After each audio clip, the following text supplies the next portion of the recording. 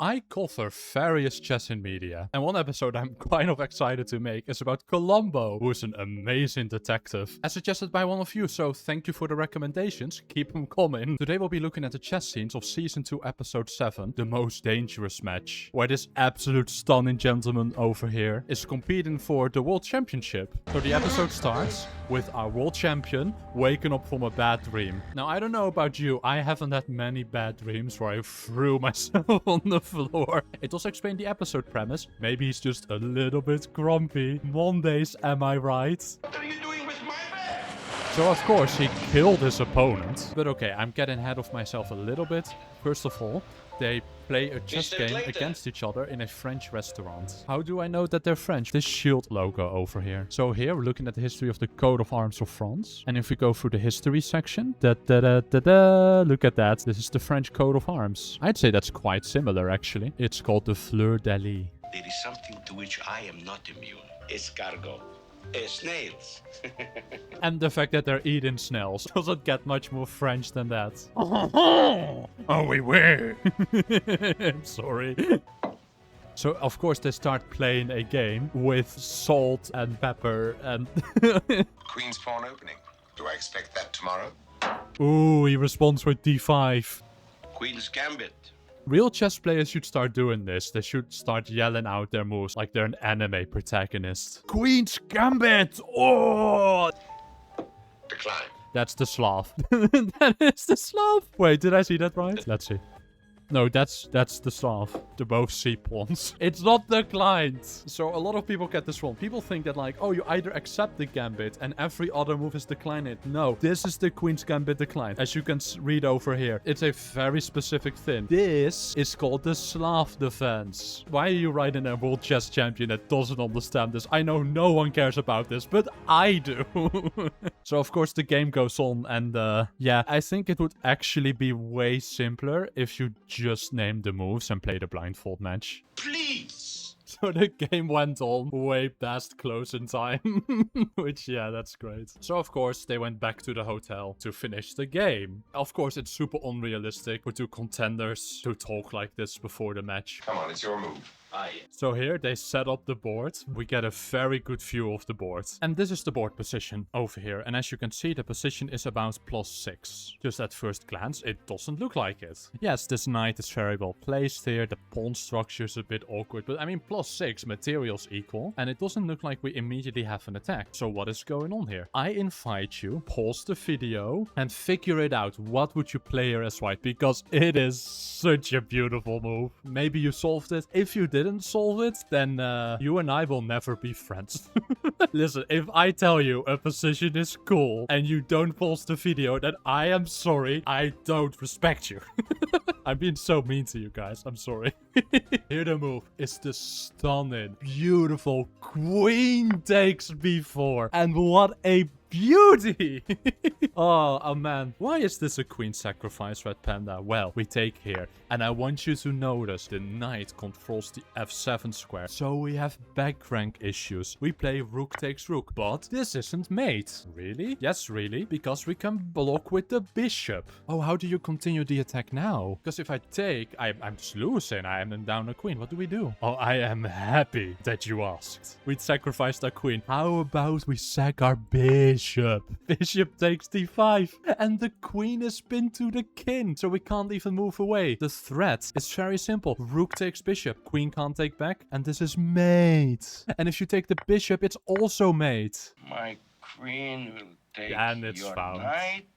Now here's one thing that is really disrespectful. Don't ever do this. Surely you expected that. That's mean.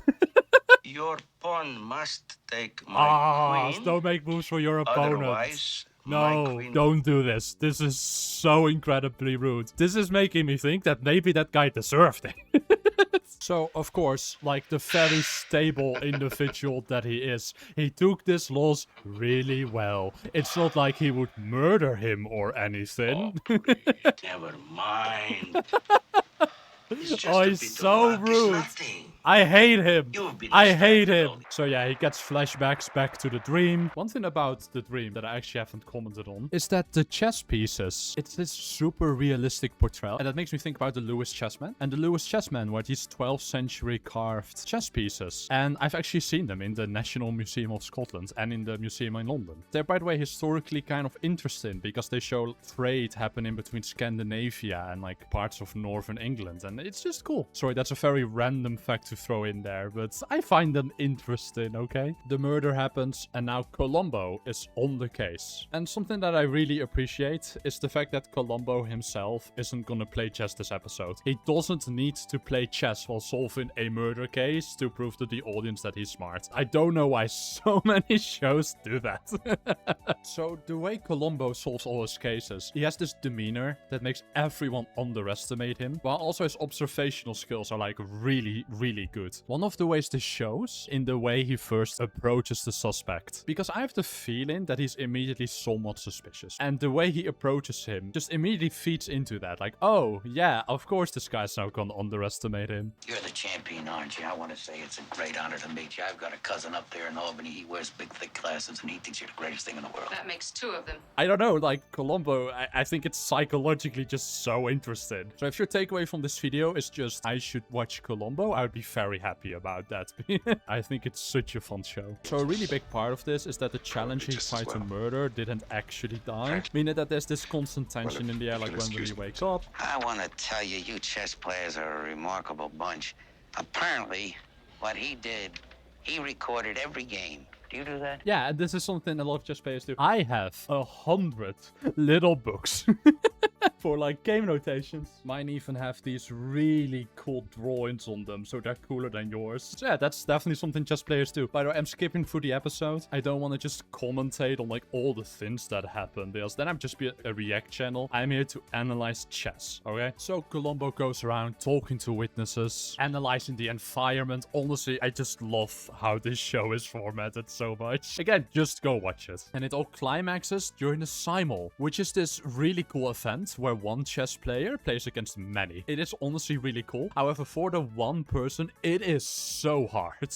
Like, if you've never done a Simul, you might underestimate it, but it's so easy to make a mistake. And it has like a wide history, right? One of the most famous Simuls is in 1920 when an 8-year-old kid played chess against several chess masters at once and lost every single game.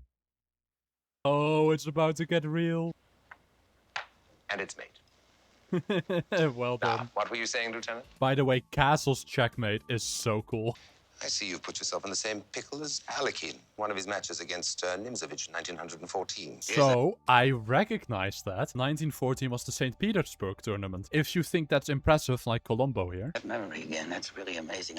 It's not really. It's like one of the most well-known tournaments in chess history. So, okay, what the heck? Let's analyze that game. Aaron Nimzovich here has the black pieces. Alekhine has the white pieces. So the game starts with a French defense.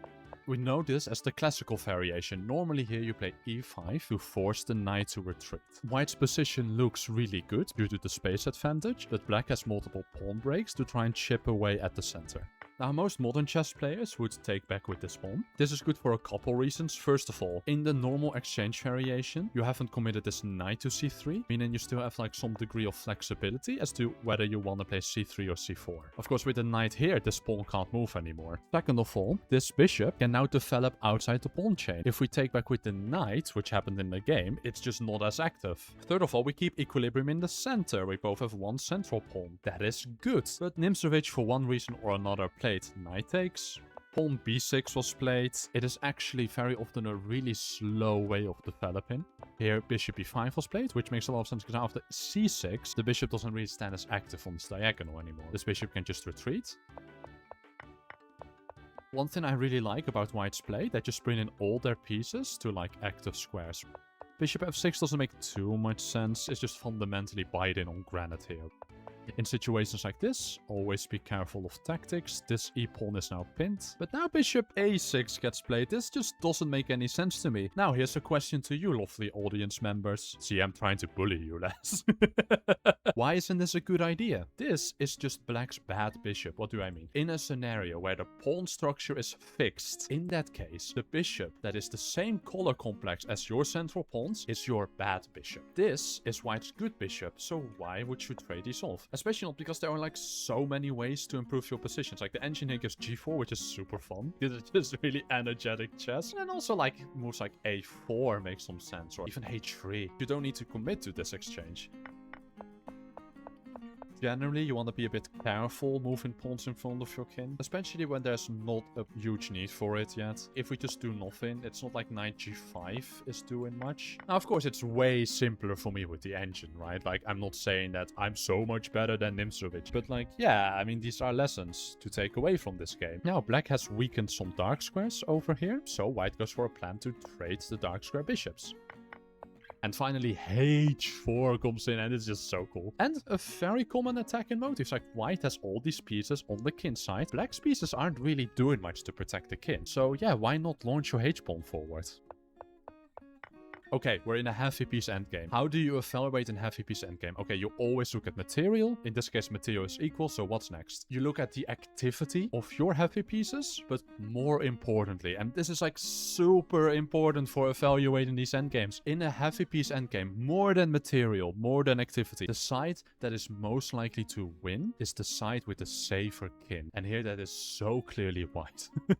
It makes sense, right? Because when all the pieces vanish off the board and you're just left with heavy artillery, of course someone's gonna launch an attack, especially with queen still on the board. So yeah, white is better here. Why? Because they have the safer king. They can also start some sort of attack. Ideas like these really play themselves. You try and open the h file, g3, king g2, rook h1, and then you get in.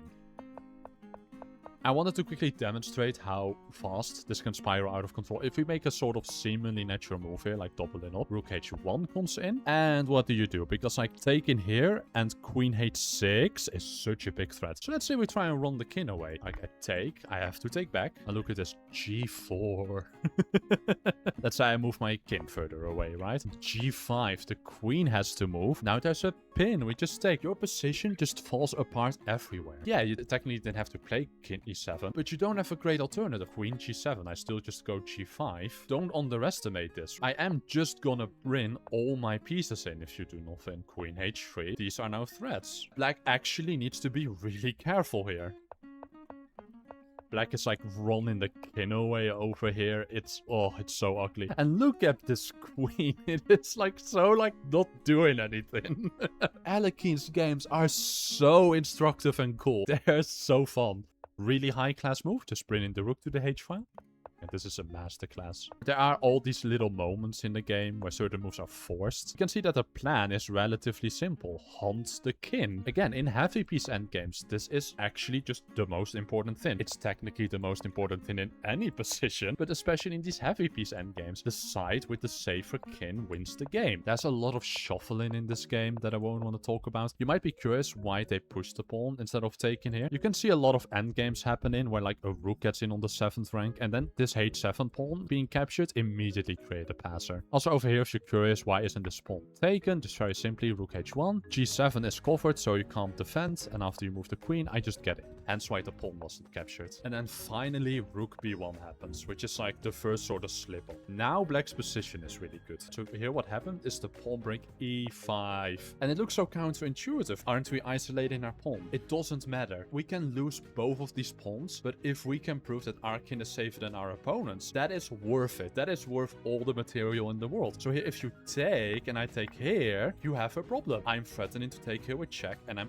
gonna absolutely destroy you. Hey, RedPanda, what if I defend? If you defend, I will take your soul. I will rip your heart out of your chest, you insolent swine. I'm sorry. I promised you I wouldn't be angry at you anymore. But okay, like what's happening here? Rook f5. This is a huge threat. And as it turns out, you just cannot keep defending this. Like, if you defend it with this rook, your pawn is hand-in. You only really can defend it with this rook. But I would say something like rook here. That apparently doesn't work. Oh, because now rook e1 because... Okay, I'm sorry. So what the computer wants to do, they want to use the constant threats against the opponent's king to just sort of force some degree of passivity. Then we're going to go to an endgame where, because you're just slightly more passive, you can't defend all your weaknesses. Okay, none of that happens, but I just wanted to sort of play around with that position. Instead, e4. And I mean, this is also very annoying. On here, f5. Yeah, and you need to do something, because like, if you just, I don't know, ignore this, like f4 and you're dead. We have to take. That's practically forced. Some more shuffling, whatever. Most of you will, in these types of endgames, will care way too much about material. Like, no. The important thing is hunting the opponent's king. And that's what you learn from studying the great Aleki, right? They teach you, like, ways to handle these positions. And, like, this is just beautiful. Queen h1, rook f2. Just a queen move. Now your queen is hand-in. And, like, queen c8, rook d7. And the threats are quite literally unstoppable. Beautiful game, by the way. You're proving your ability to memorize Dr. Jelnick's medication list with only a glance or two. Another 2 moves and you're... Oh, I see. Columbo just presented him with some evidence, and you can see his concentration is immediately shattering. He is losing his quote-unquote chess match against Columbo, and during the simul, it starts shaking his confidence. And what happens now is so incredibly funny. Circumstantial trivia. That could be true, sir, but if you put it all together, maybe the grand jury will feel differently. Do you really think that the finest chess player in the world Oh, would make even half the mistakes that you ascribe to me?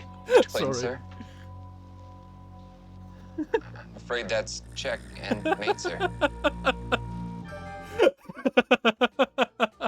This is the most unrealistic scene ever, but it's really funny.